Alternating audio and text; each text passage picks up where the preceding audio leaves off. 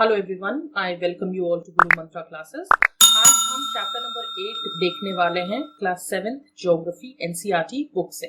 इस चैप्टर में हम बात करेंगे human environment, interactions and tropical and सब ट्रॉपिकल रीजन के बारे में।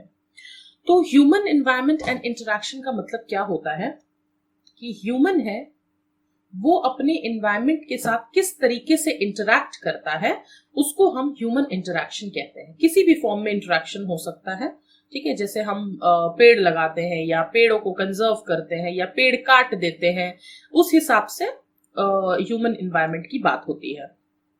छोटी सी स्टोरी है, आप इसको रीड कर लेना। मैं डायरेक्टली टू द पॉइंट पे आती हूँ।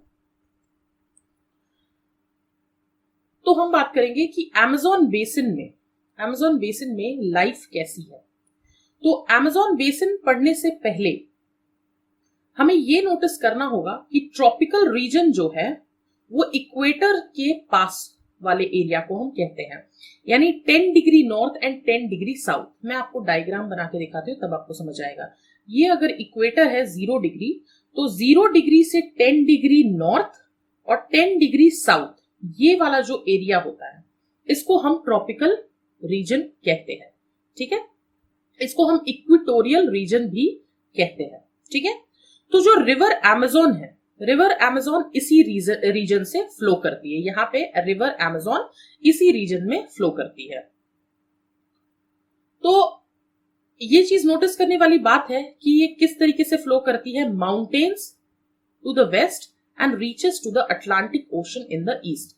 तो जो माउंटेन है वेस्ट में, यहां से फ्लो करके वो अटलांटिक ओशन जो कि ईस्ट में है वहां तक फ्लो करती है।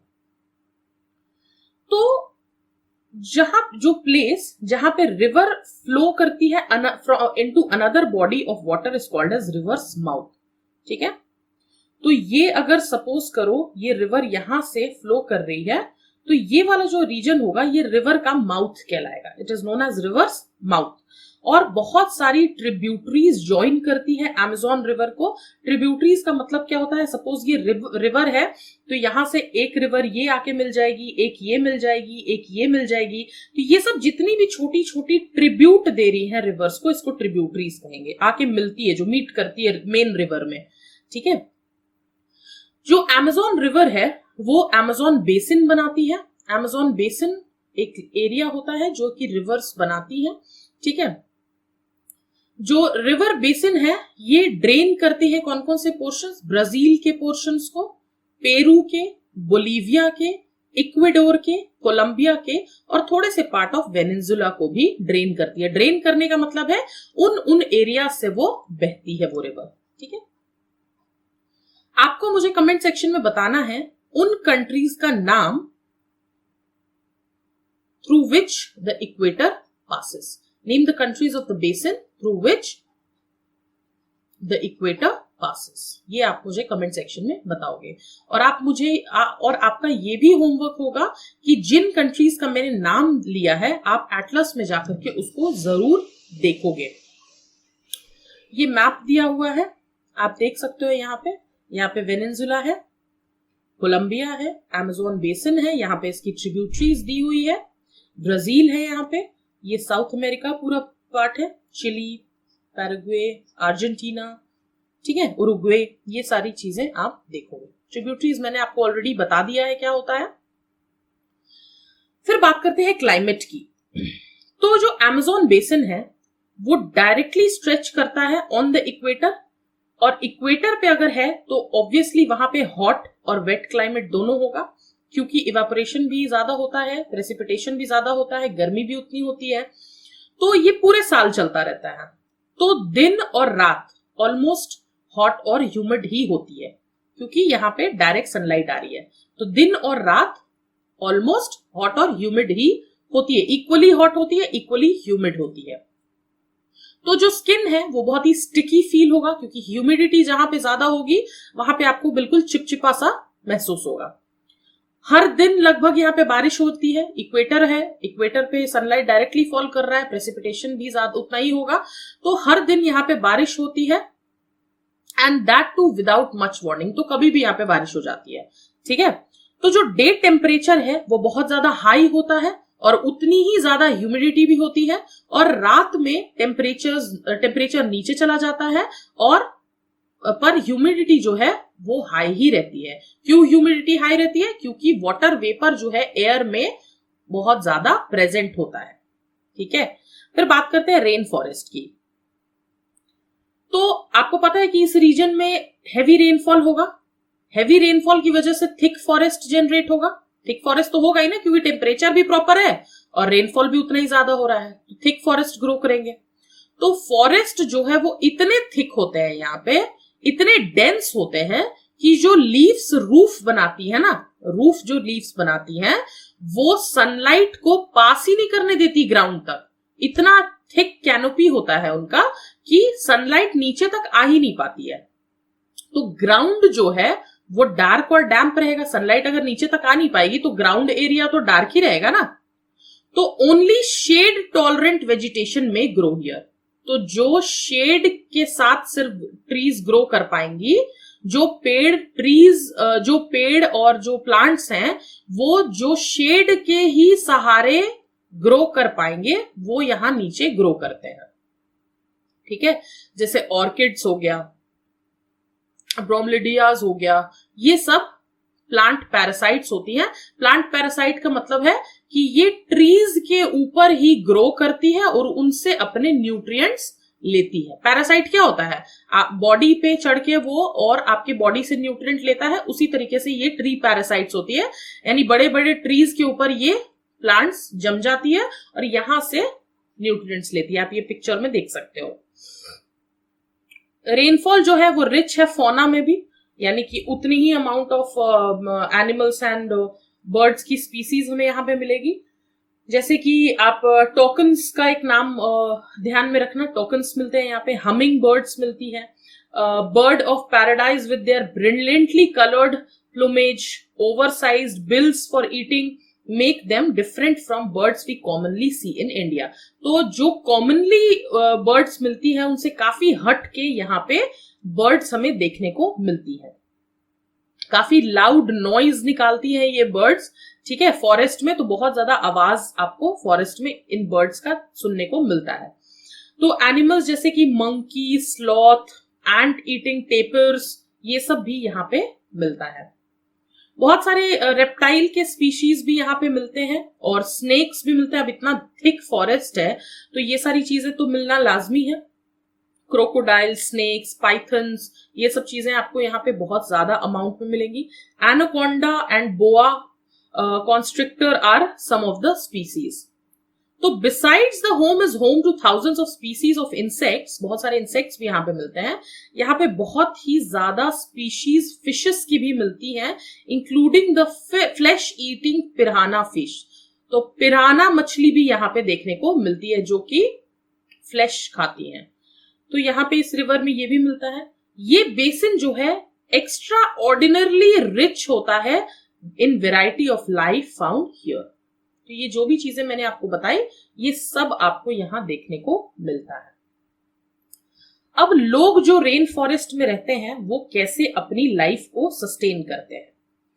तो यहाँ के जो लोग हैं ये कैसे खाना ग्रो करते हैं in small areas after clearing some trees in the forest. तो पूरी जगह पे ट्रीज ही है, तो यहाँ पे थोड़े से पैच में ये ट्रीज कवर हटा देते हैं, यानी कि कट कर देते हैं उसको, और यहाँ पे अपना खाना ग्रो करते हैं।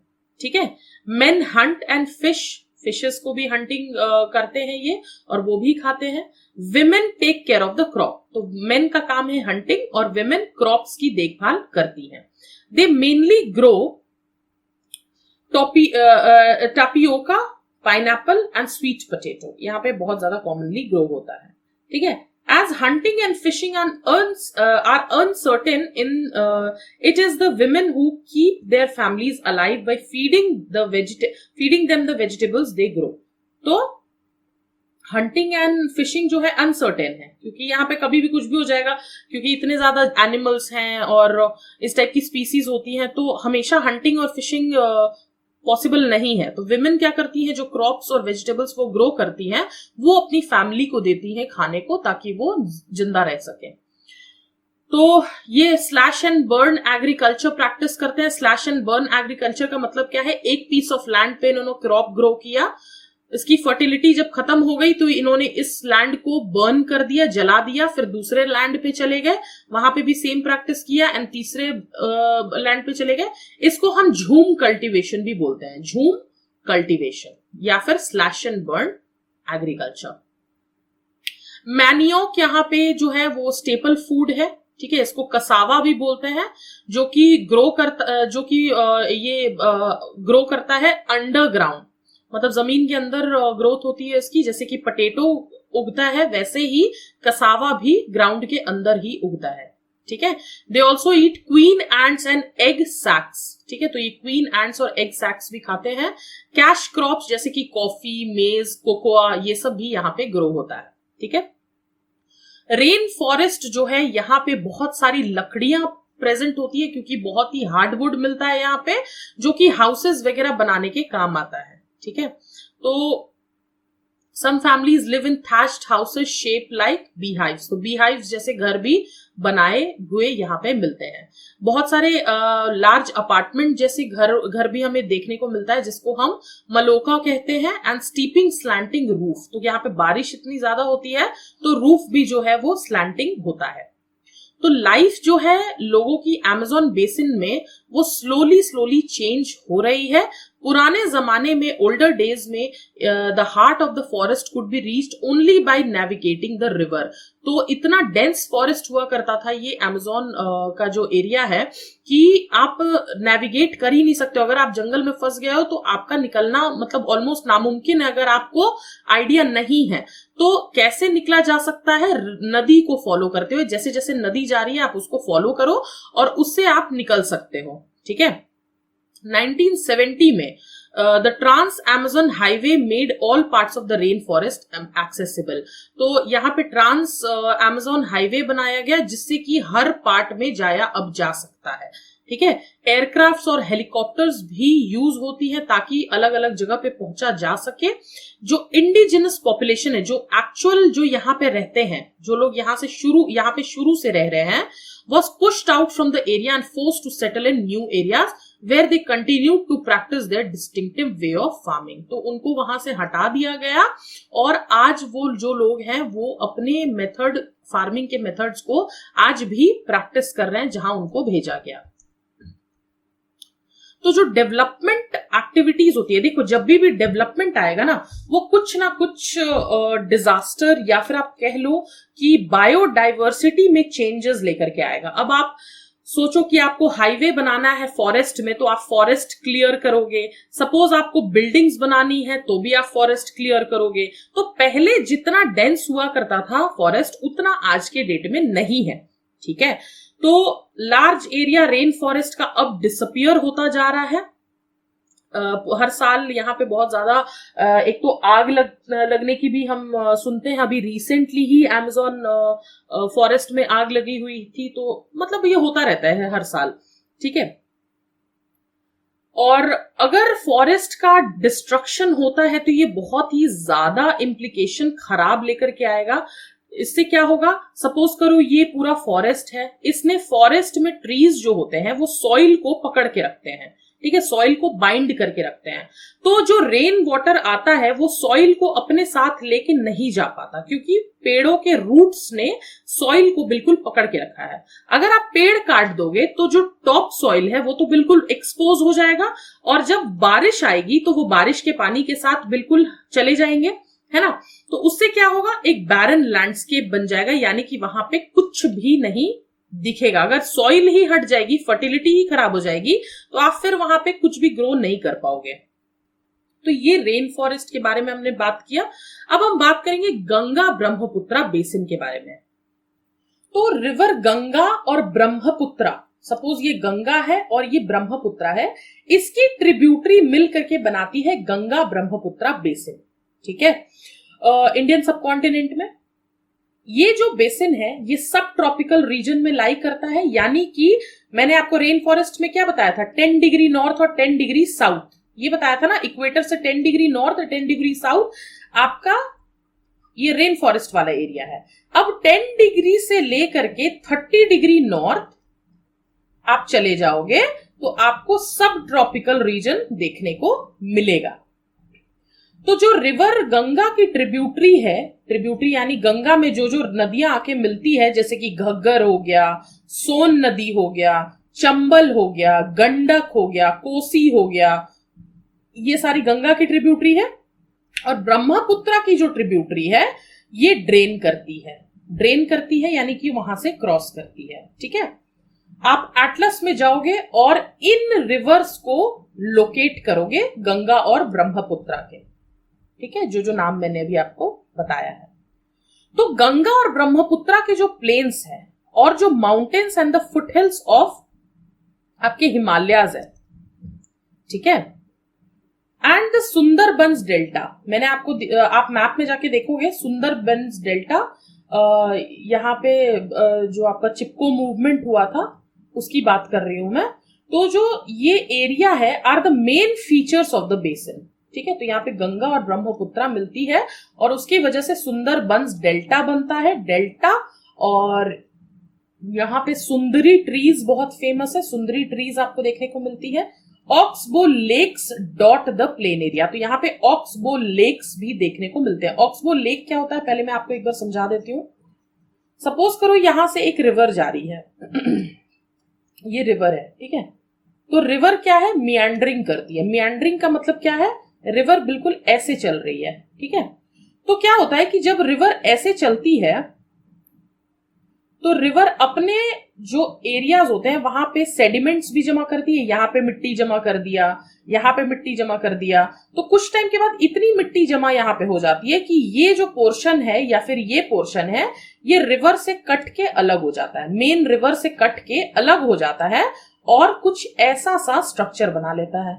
यहाँ पे ये ये पानी यहीं पे जमा हुआ रह जाता है, इसको हम कहते हैं ऑक्सबो लेक। यानी मेन रिवर से ये जब अलग हो जाता है रिवर के सेडिमेंट्स के जमा करने की वजह से। ठीक है, तो इसको ऑक्सबो लेक हम कहते हैं। ऑक्सबो लेक्स हमें यहाँ पे देखने को मिलते हैं और यहाँ पे इस एरिया में मॉनसून क्लाइमेट मिलती है, यानी कि मॉनसूनल क्लाइमेट मिलता है। ठीक है, तो मॉनसून की वजह से रेन होता है किस किस मंथ में, मिड जून से लेकर के मिड सितंबर तक। ठीक है, समर्स यहाँ पे बहुत हॉट होते हैं और विंटर्स उतना ही ज्यादा कोल्ड होता है, ध्यान में रखने वाली बात है।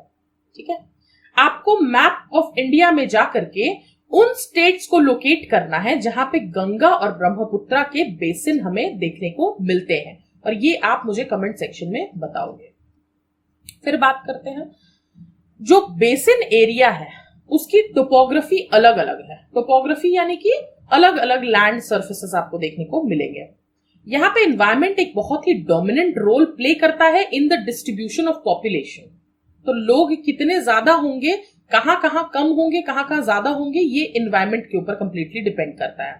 माउंटेन एरियाज है तो स्टीप स्लोप्स है, बिल्कुल ऐसे तीखे स्लोप्स है। ठीक है, तो people who live in the mountain area, जो लोग माउंटेन एरिया में रहते हैं गंगा ब्रह्मपुत्रा बेसिन के, ठीक है, वो इनहॉस्पिटेबल टेरेन है। इनहॉस्पिटेबल टेरेन का मतलब अब इतना स्टीप यहाँ पे माउंटेन है तो ये ना माउंटेन के आप इजिली ऊपर चढ़ सकते हो ना नीचे आ सकते हो, तो आप कहाँ रहोगे, नीचे वाले एरिया में रहोगे, है ना। तो यहाँ पे बहुत अच्छा मतलब टेम्परेचर क्लाइमेट इतना नहीं रहता है कि लोग इजिली सरवाइव कर सकें। ठीक है, बहुत प्रॉब्लम्स होती है। तो बहुत ही कम लोग यहाँ पे आपको देखने को मिलेंगे माउंटेन एरिया में and the area of the Ganga Brahmaputra basin. Plain area जो होगा वो सबसे ज्यादा सूटेबल होगा ताकि वहां पे लोग रह सके। प्लेन एरियाज में ही हम रहते हैं ज्यादातर, माउंटेन में आपको बहुत कम लोग देखने को मिलेंगे। ठीक है, यहाँ की मिट्टी जो होगी वो बहुत ही फर्टाइल होगी तो इंसान इजिली वहां पे क्रॉप्स वगैरह ग्रो करके रह सकता है। एग्रीकल्चर यहाँ का मेन ऑक्यूपेशन होगा क्योंकि जहां पे लैंड क्रॉप्स को ग्रो करने के लिए अवेलेबल है, फर्टाइल है, वहां पे लोग एग्रीकल्चर प्रैक्टिस करेंगे। ठीक है, पॉपुलेशन की डेंसिटी जो प्लेन्स पे है वो बहुत ज्यादा हाई होगी, प्लेन्स पे लोग रहना पसंद करते हैं। मेन क्रॉप जो होगा वो पैडी है इनका। ठीक है, तो पैडी के लिए बहुत ज्यादा अमाउंट ऑफ वाटर चाहिए होता है। तो यहाँ पे ऑब्वियसली अब गंगा ब्रह्मपुत्रा बेसिन है तो पानी तो अबंडेंट अवेलेबल ही है, तो यहाँ पे लोग पैडी ग्रो करते हैं। Sufficient water, it is grown in the areas where the amount of rainfall is high। तो पानी ज्यादा चाहिए होता है, तो रेनफॉल मैंने बताया मॉनसून क्लाइमेट है, तो पैडी ग्रो करते हैं जब रेनफॉल ज्यादा होती है। वीट, मेज, सोरगम, ग्राम, मिलेट्स, ये सब क्रॉप्स यहाँ पे ग्रो किए जाते हैं। कैश क्रॉप्स भी ग्रो किए जाते हैं। अच्छा, कैश क्रॉप्स वो होता है जिनको हम सेल करने के पर्पज से उगाते हैं, यानी कि ये हमारा मेन फूड नहीं होता, इसको हम बेचने के पर्पज से उगाते हैं। तो जैसे शुगर केन हो गया, जूट हो गया, ये खा तो सकते नहीं है ना, तो इसको हम क्या करेंगे, इसको बेचने के पर्पज से ग्रो करते हैं। ठीक है, बनाना प्लांटेशन भी हमें यहाँ पे देखने को मिलता है। फिर आप आ जाओ वेस्ट बंगाल और असम वाले एरिया में, तो वेस्ट बंगाल और असम टी यहाँ पे ग्रो किया जाता है। असम की चाय आपको पता ही होगा। सिल्क प्रोड्यूस होता है, ठीक है, सिल्क वॉर्म से प्रोड्यूस होता है, इसको सेरीकल्चर भी हम बोलते हैं बिहार और असम वाले एरिया में। In the mountains and hills where the slopes are gentle crops are grown on terraces, यानी कि माउंटेन अगर स्टीप है तो आप तो कुछ नहीं कर सकते, लेकिन अगर माउंटेन वाला एरिया जहां पे थोड़ा सा ऐसा हो जहां पे आप इजिली चढ़ाई कर सकते हो, तो आप माउंटेन को काट करके यहाँ पे सीढ़ियों जैसा स्ट्रक्चर बना सकते हो, टेरेसेस बना सकते हो, और उस पे आप क्रॉप्स को ग्रो कर सकते हो। उसके बाद फिर गंगा और ब्रह्मपुत्र के प्लेन में ट्रॉपिकल डिसीडियस ट्रीज ग्रो करती हैं। डिसीडियस वो होती है जो एक टाइम पे अपने सारे लीव्स को शेड कर देती है पानी की कमी की वजह से। ठीक है, तो इसमें टीक, साल, पीपल, ये सब आपको देखने को मिलेगा। थिक बैम्बू ग्रूव्स भी यहाँ पे कॉमन होती है ब्रह्मपुत्रा प्लेन में। जो डेल्टा एरिया है वो कवर्ड है किस चीज से, कवर्ड है मैंग्रोव फॉरेस्ट है। मैंग्रोव फॉरेस्ट कहाँ पे उगते हैं, जहां पे दलदल जैसा एरिया होता है, बिल्कुल मडी जहां पे सॉइल होगा वहां पे मैंग्रोव्स उगेंगे। उत्तराखंड में, सिक्किम में, अरुणाचल प्रदेश में, ये सब में आपको कॉनिफेरस ट्रीज मिलेगा, यानी जिसकी ऐसी सी होती है, क्रिसमस ट्री की तरह शेप होती है। पाइन, डियोडार, फर, ये सब आपको मिलेगा, क्योंकि यहाँ पे क्लाइमेट ठंडा होता है और स्लोप्स बहुत ही स्टीप होते हैं। ठीक है, उसके बाद बहुत सारे वाइल्ड लाइफ भी आपको यहाँ पे देखने को मिलेंगे, जैसे कि टाइगर, एलिफेंट, डियर, मॉन्की, ये सब कॉमन है यहाँ पे। वन हॉर्न्ड राइनोज भी ब्रह्मपुत्रा प्लेन में मिलता है, तो ये बात आपको पता होनी चाहिए। ये तो मतलब कुछ पता हो ना हो, इसके बारे में जरूर पता होना चाहिए, वन हॉर्न्ड राइनोज के बारे में। तो डेल्टा एरिया में बंगाल टाइगर, क्रोकोडाइल्स, एलिगेटर्स, ये सब घड़ियाल वगैरह आपको देखने को मिलेगा। एक्वेटिक लाइफ भी मिलेगी आपको, यानी कि फ्रेश रिवर वाटर में, लेक्स में, बे ऑफ बंगाल सी में आपको एक्वेटिक लाइफ भी अबंडेंट देखने को मिलेगी। यहाँ पे जो फिश की जो पॉपुलर वेराइटी है वो है रोहू, कतला, हिल्सा, ये सब आपको फिश की वेराइटीज मिलेगी यहाँ पे। फिश और राइस जो है यहाँ का स्टेपल डाइट है, यानी लोग यहाँ के मछली चावल खाना बहुत पसंद करते हैं। बंगालीज को देखा है ना आपने, मछली चावल बहुत फेमस होता है इनका, तो fish and rice is the staple food. ये कुछ थोड़े बहुत बॉक्सेस हैं, ये आप पढ़ लेना। फिर जो गंगा ब्रह्मपुत्रा प्लेन है, यहाँ पे बड़े बड़े टाउन्स और सिटीज को बनाया गया है, जैसे कि इलाहाबाद की सिटी, कानपुर, बनारस, लखनऊ, पटना, कोलकाता। यहाँ पे पॉपुलेशन 10 लाख से भी ज्यादा है, जहां पे रिवर गंगा बहती है। ठीक है, तो जो वेस्ट वाटर है इन सब टाउन्स का और इंडस्ट्रीज का, ये सब गंगा में जाके मिल जाता है, और इसकी वजह से पूरी गंगा मैली हो चुकी है, रिवर वाटर बिल्कुल पोल्यूट हो चुका है। ठीक है, चारों तरह के ट्रांसपोर्ट यहाँ पे वेल डेवलप्ड है, यानी कि रोडवेज, रेलवेज, वाटरवेज, एयरवेज, सब कुछ यहाँ पे वेल डेवलप्ड है इस बेसिन में। प्लेन एरियाज में रोडवेज और रेलवेज ट्रांसपोर्ट बहुत ज्यादा हेल्प करता है लोगों को एक जगह से दूसरी जगह जाने में। वाटरवेज भी यहाँ पे इफेक्टिव है, क्योंकि आपको पता है कि यहाँ पे रिवर गंगा ब्रह्मपुत्रा बेसिन है, तो पानी भी अबंडेंट है, तो यहाँ पे वाटरवेज भी उतने ही अच्छे से चलता है। ठीक है, कोलकाता एक बहुत ही इंपॉर्टेंट आपको मतलब पोर्ट है रिवर हुगली के ऊपर। ठीक है, प्लेन एरियाज जो है वहां पे बहुत सारे एयरपोर्ट्स भी आपको देखने को मिलेंगे।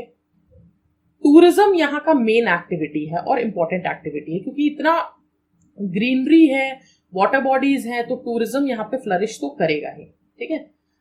यमुना, रिवर यमुना जो आगरा में है, वहां पे आप ताजमहल देखोगे। Allahabad, Confluence of the river Ganga and Yamuna. आपको उत्तर प्रदेश में बुद्धिस्ट स्टूपास आपको देखने को मिलेगी। बिहार, लखनऊ, ये सब में आप टूरिस्ट के पर्पज से, टूरिज्म के पर्पज से आप जा सकते हो और देख सकते हो कि ये एरियाज कितना इन सब मामलों में डेवलप्ड है, I mean in terms of tourism. Assam, Kaziranga, Manas with wild life sanctuaries, यहाँ पे वाइल्ड लाइफ सेंचुरीज हैं, यहाँ पे वाइल्ड लाइफ को प्रोटेक्ट किया जाता है। Arunachal Pradesh with different tribal culture and some of the places worth a visit. तो आप कभी भी जाओ तो ये सारी चीजें डेफिनेटली देखना। So with this we come to the end of the chapter. ये कुछ क्वेश्चन आंसर्स हैं जो आप पॉज करके और सॉल्व कर सकते हो। और अगर आपको ये लेक्चर अच्छा लगा है तो please hit the like button. नहीं अच्छा लगा है तो आप डिसलाइक भी कर सकते हो, बट रीजन जरूर बताना डिसलाइक करने का। Any suggestion, any feedback, please definitely do comment in the comment section. We'll be glad to notice it out. Thank you so much and keep motivating us like the way you are doing it. Thank you so much. Take care and keep preparing.